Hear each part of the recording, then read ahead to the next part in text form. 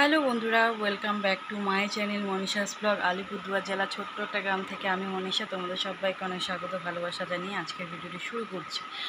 তো আজকে কোনো ব্লগ ভিডিও দেব না, আজকে একটা জিনিস ট্রাই করব। সেটা কি জানো? সেটা হলো মেনিকিওর পেডিকিওর। পাগুলো প্রচণ্ড পরিমাণে নোংরা হয়ে গেছে, আর আমি তোমাদের ঘরোয়া ট্রিপে আর কি করে দেখাবো যে ওটা পার্লারের মতো, মানে পার্লার সেলুনের মতো চকচক করে কি না, পরিষ্কার হয় কি না, সেটাই আমি তোমাদের সাথে শেয়ার করব। তো চলো প্রথমে আমি আমার পাগুলো দেখিয়ে দিই, তারপরে ট্রিটমেন্টটা করার পরে, মানে ঘরোয়া ট্রিটমেন্ট করার পরে পাটা কী অবস্থা হয় সেটাও তোমাদের সাথে শেয়ার করব। তো চলো দেখতে থাকো। তো এই যে হয়েছে আমার পায়ের অবস্থা, একদম কালো কুচকুচে হয়ে আছে। যে তো এই পাটার এখন ট্রিটমেন্ট করা হবে। তো চলো তাড়াতাড়ি শুরু করে দিই। দেখে নিলে পাটা কীরকম কালো কুচকুচে হয়ে আছে আর কেমন হয়ে আছে, মানে কি বলবো নিজেও জানি না। চলো পাটার এখন ব্যবস্থা করা যাক। এদিকে ছেলেকে ঘুম পাড়িয়ে দিলাম, ও ঘুমোতে থাক, আর এই সুযোগে আমি কাজটা সেরে নিই। এদিকে আমি নিয়েছি হালকা কুসুম কুসুম গরম জল, একটু ছুঁয়ে দেখে নিলাম পাতে সহ্য হবে কিনা। তারপরে নিয়ে নিয়েছি মাত্র 1 টাকা দিয়ে একটা শ্যাম্পু ক্লিনিক প্লাস, এটা আমি এখন ছিঁড়ে ভালো করে ঢেলে নেব। তার সাথে নিয়ে নিয়েছি বাড়িতে যে জিনিসগুলো আছে, সেগুলো হলো লেবু, খাওয়ার সোডা, আর নিয়েছি সাদা কলগেট। তো চলো এই সোডাটা অল্প একটু জলের মধ্যে দিয়ে দিলাম।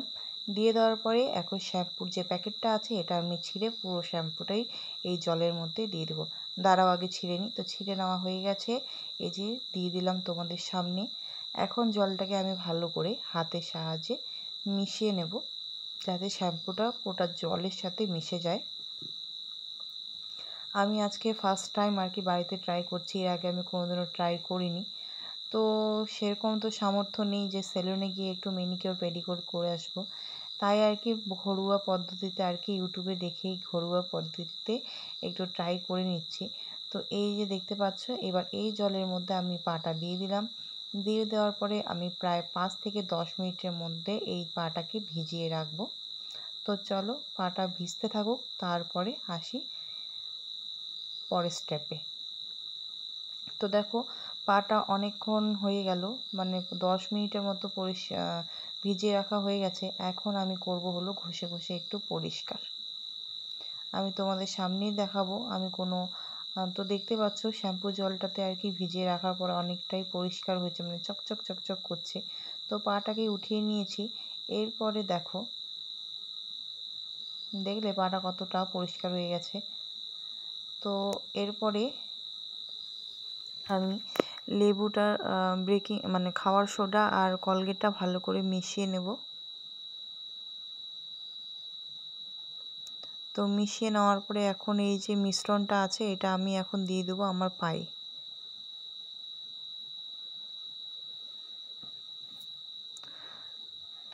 তো দু পায়ের মধ্যে আমি গোড়ালি থেকে শুরু করে সবখানে আমি ভালো করে লাগিয়ে নেব, একটা জায়গাও বাদ দেব না পায়ের। আমি নিজেও জানি না এর রেজাল্টটা কেমন আসবে, তবে দেখি যদি করে রেজাল্ট আসে অবশ্যই আমি তোমাদের বলবো, একটু তোমরা যাতে বাড়িতে ট্রাই করতে পারো।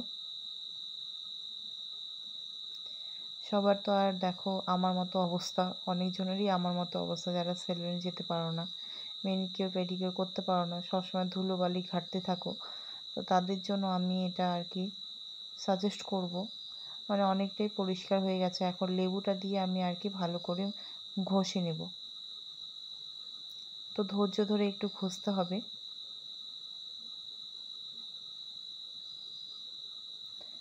আমি ঘষছিলাম আর ভাবছিলাম কি হবে জানি না, তবে বিশ্বাস করো রেজাল্টটা আমি অনেকটাই ভালো পেয়েছি। তোমরাও পারলে চেষ্টা করো, মানে ট্রাই করে দেখো। সপ্তাহে 2 দিন করলেই হয়ে যাবে আমার মনে হয়, একদিনে তো আর সব কিছু হয় না, তাই না? তো এই দেখো পাটা দেখেছো অনেকটাই চকচক চকচক করছে না আগের থেকে? তো যাই হোক, সেলুনের মতো পরিষ্কার না হলেও অনেকটাই পরিষ্কার হয়ে গেছে, তোমরা বাড়িতে ট্রাই করতে পারো। আর দেখো অনেকটা মোটা হয়ে গেছে, এর জন্য পাগলের অবস্থা। তো দেখো আমি একটু নেল পালিশ পরে নিয়েছি, নেল পালিশ পরে বলো কেমন লাগছে আমাকে।